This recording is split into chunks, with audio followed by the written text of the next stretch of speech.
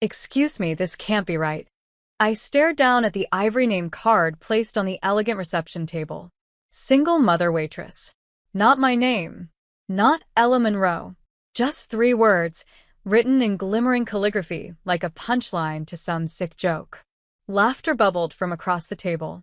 I didn't have to look to know it was my mother's chuckle, light, cruel, laced with the same polished venom she'd always reserved for me. Well, at least they got the job title right. My older sister Brielle smirked from her seat at the head table. She was glowing in white lace, basking in the glitter of chandeliers and hollow adoration. Don't pretend it's not what you do, Ella. My throat tightened. Around me, heads turned, friends, cousins, strangers, some clutching champagne, others pretending not to notice the label on my seat. It was deliberate, meticulously planned. In a ballroom where place cards read things like Dr. Julia Carter, Investor Jonathan Lang, and Judge Frederick Hale, mine read like a tabloid headline. The words screamed one thing: you don't belong here. I could have walked out. I should have walked out. But then I heard a chair scrape. Sharp. Heavy. From the VIP table near the front, where only family sat, where a man with silver hair and a charcoal suit slowly stood. All heads swiveled toward him. My uncle, Garrett Blackwell. The one no one had expected to show up. The one people whispered about at family dinners. Billionaire. Ruthless. Reclusive. He looked directly at the place card in front of me. Then his voice cut through the room like a blade dipped in ice. Who wrote this? He asked, lifting the card with 2 fingers like it disgusted him. Silence. Nobody answered. So he turned to Brielle. Was this your idea? Brielle's mouth opened, closed. It was supposed to be a light-hearted. You humiliated your sister. On her own blood seat. At your wedding. Garrett's voice didn't rise. It didn't need to. It was heavy with authority. With judgment.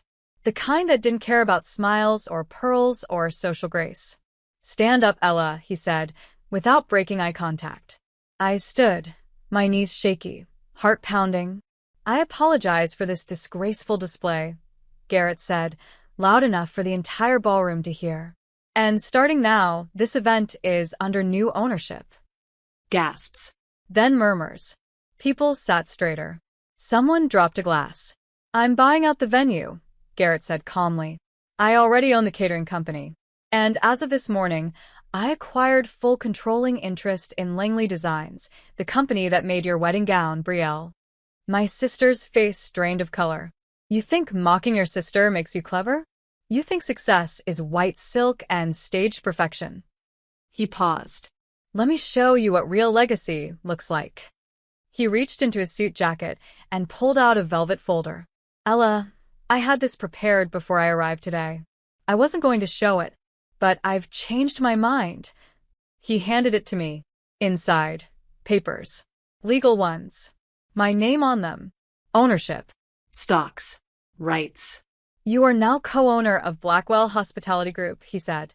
Someone in the crowd whispered, that's a $200 million company. I couldn't breathe. I've been watching, he continued.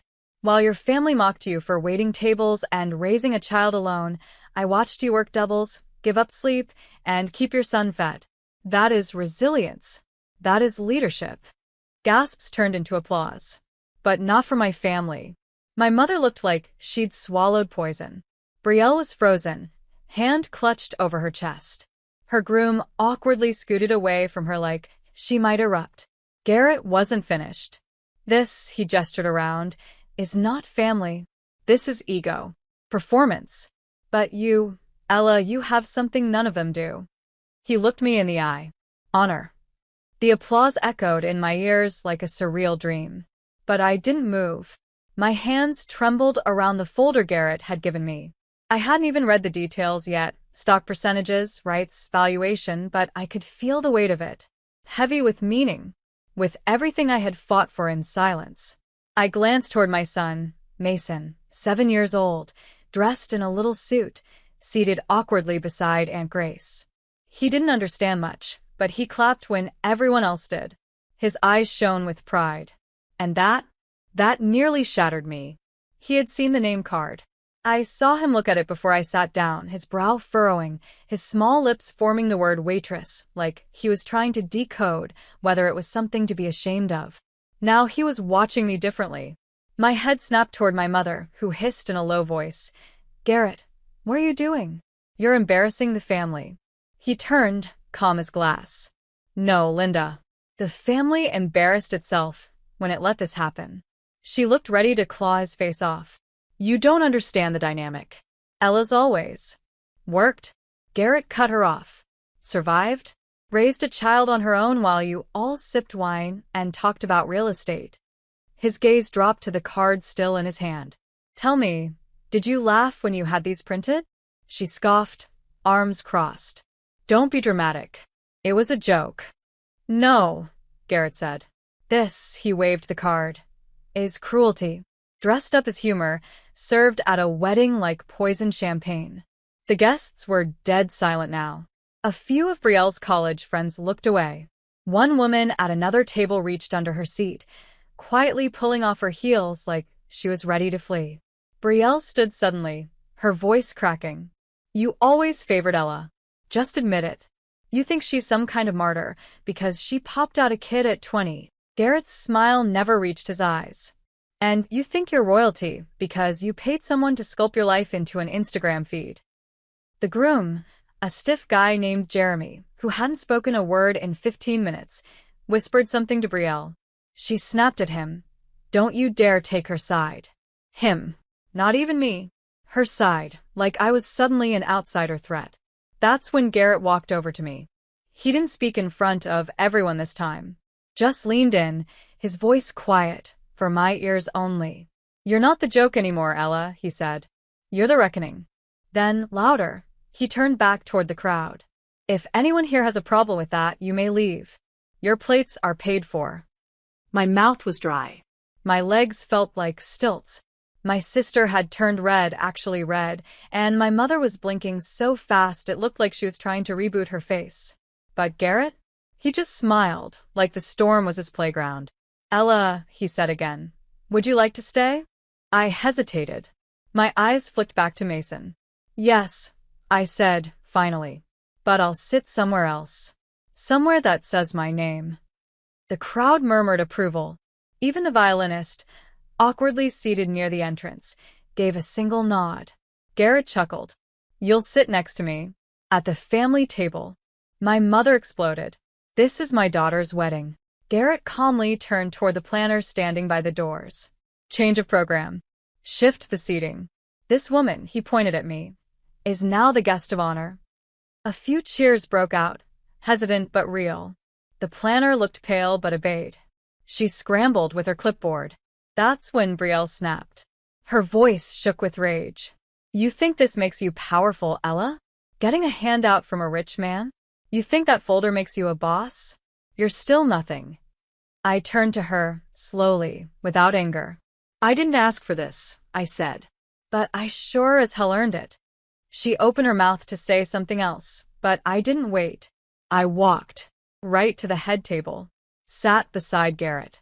And for the first time in years, my spine didn't ache from bending. Garrett leaned over once more. "This is just the beginning." And I believed him. The room was silent. Forks frozen midair. Laughter died. I sat at the head table next to Uncle Garrett, where Brielle never imagined I'd be. Mason was brought over too, seated proudly beside me, swinging his little legs. He didn't know what was happening, but he knew I'd just been moved from the shadows to the spotlight. Garrett raised his glass. "Let's toast." Everyone lifted theirs, awkward and quiet. "To the woman you all laughed at, the one you called a joke," he said, locking eyes with my mother and Brielle, who turned out to be the only one worth honoring tonight. Gasps. One guest choked on champagne. Brielle stood. "This isn't about her. It's my wedding." "No," Garrett said calmly.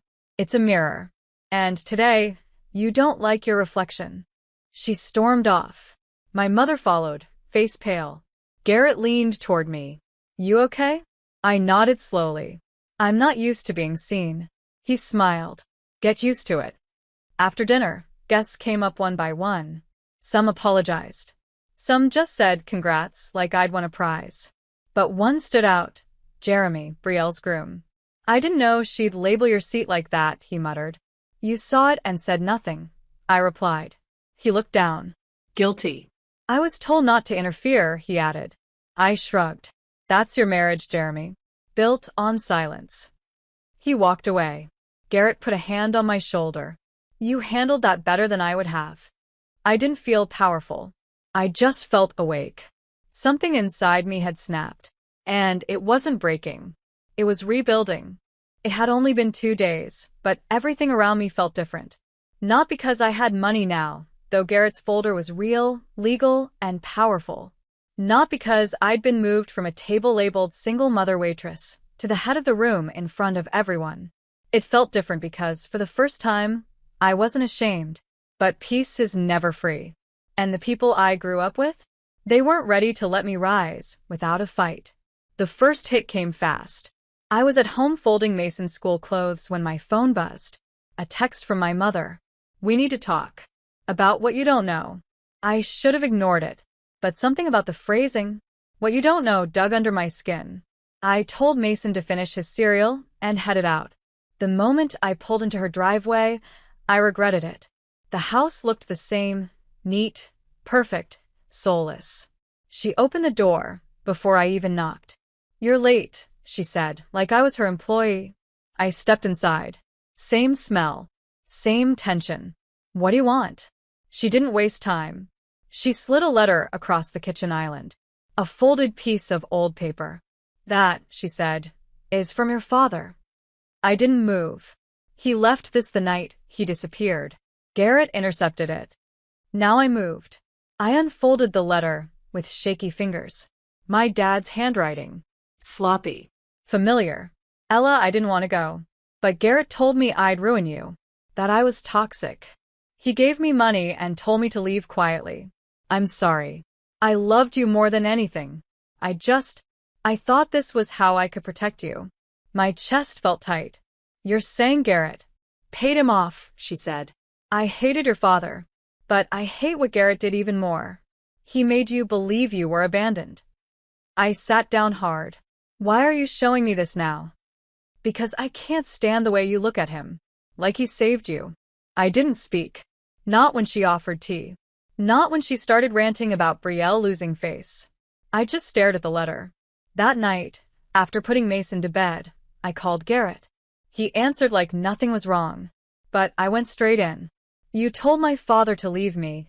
Silence. Then, calmly. He was spiraling. Addicted. I thought it was the only way to give you a real future.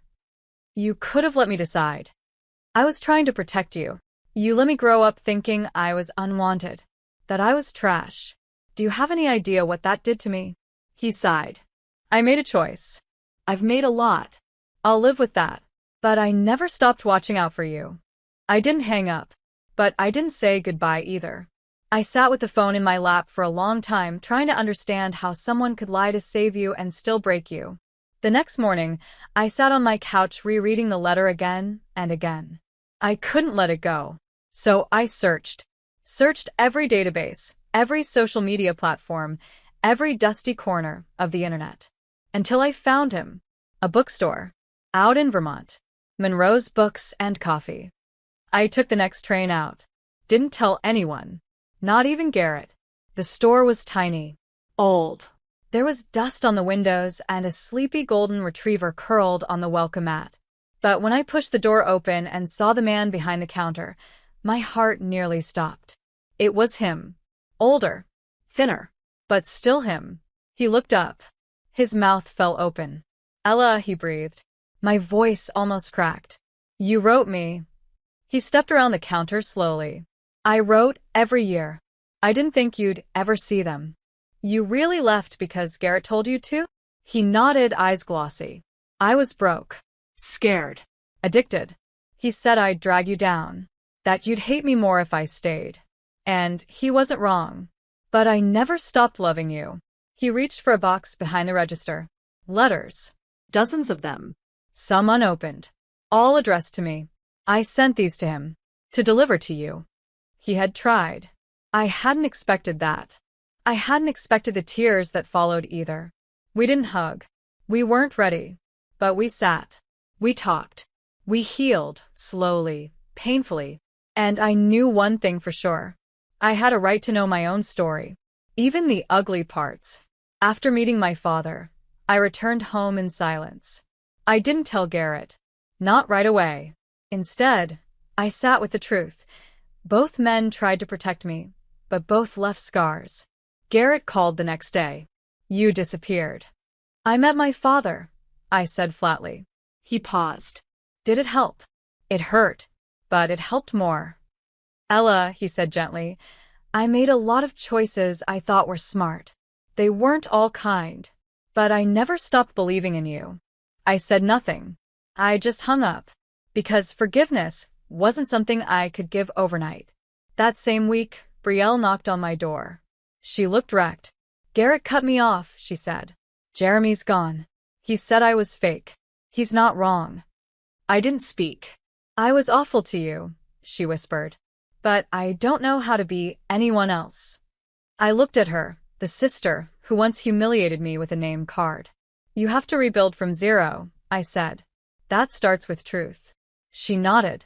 Then help me start. And somehow, I did. Because mercy wasn't weakness. It was power. In the months that followed, I transformed. From waitress to partner. From invisible to undeniable. Garrett guided me through the business. I made decisions. Built teams. Launched new ideas. I became a leader.